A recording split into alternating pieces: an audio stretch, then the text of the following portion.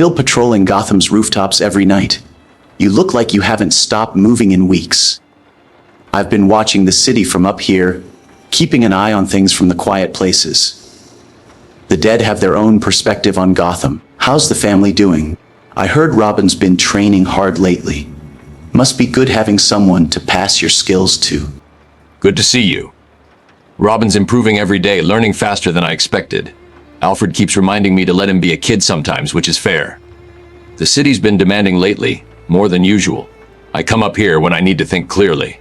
Your cemetery always feels peaceful despite everything Gotham throws at it. How have you been holding up?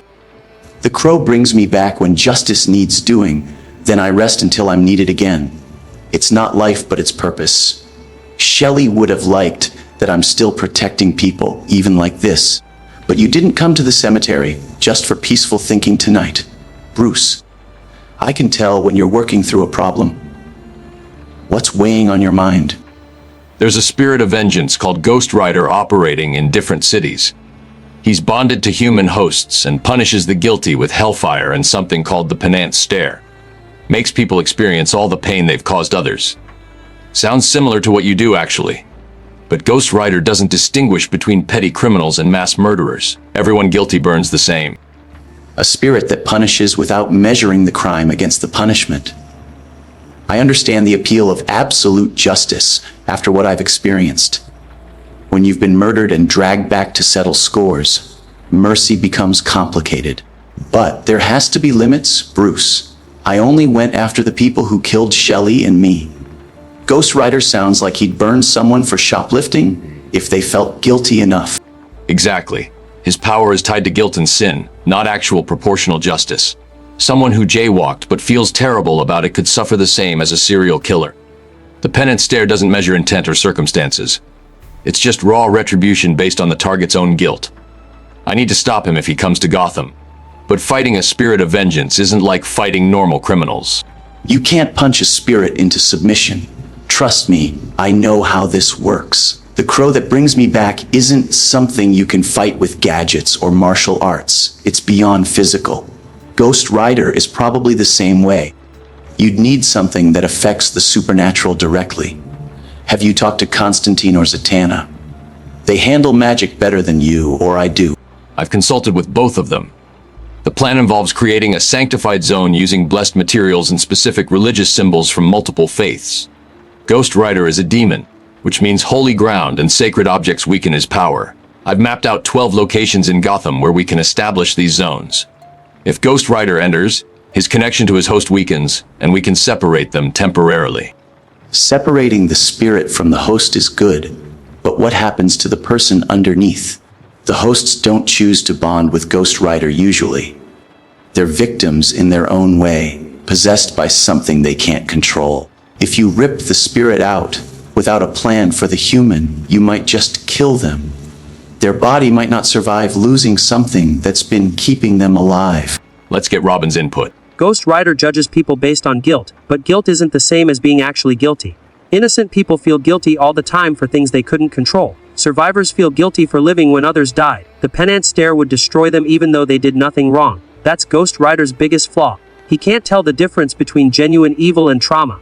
If we can expose him to someone pure who carries guilt, it might overload his judgment system. Robin's onto something important there. Guilt is complicated and personal. I carried guilt about not protecting Shelley, even though I couldn't have stopped what happened. Ghost Rider wouldn't care about context. He'd just see my guilt and punish me for it. If we can show him someone genuinely good who feels guilty, someone he can't righteously punish, it creates a contradiction in his purpose. The contradiction approach could work as a secondary strategy, but we still need physical containment for when the spirit separates from the host. I've designed a chamber lined with silver and iron, both metals that bind supernatural entities according to multiple mythologies. Once Ghost Rider is in the sanctified zone and weakened, we transfer him to the chamber. It won't hold him forever, but it buys time. Silver and iron might slow him down, but Ghost Rider controls hellfire. He could melt through most metals if he's angry enough. You'd need something that resists supernatural fire specifically, not just regular heat. What about that magical coating Zatanna uses sometimes? the stuff that repels demonic energy. Combine that with your metals, and you might actually have something that holds. Master Bruce, I've been monitoring this conversation. I feel compelled to point out that containing a spirit of vengeance might have unintended consequences. These entities exist for a reason, even if their methods are extreme. What happens to unpunished evil if Ghost Rider is locked away? Nature abhors a vacuum. Something else might rise to fill that role, potentially something worse. Alfred raises a valid concern. We're not trying to eliminate Ghost Rider permanently, just redirect him away from Gotham and establish boundaries. The containment is temporary while we negotiate with whatever higher power controls him. There has to be someone or something that directs the spirit. We find that source. We can argue for rules of engagement that prevent innocent people from being punished.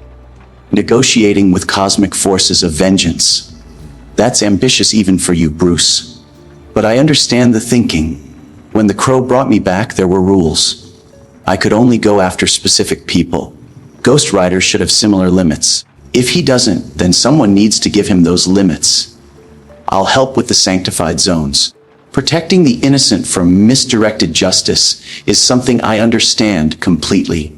Let's make sure Gotham doesn't burn.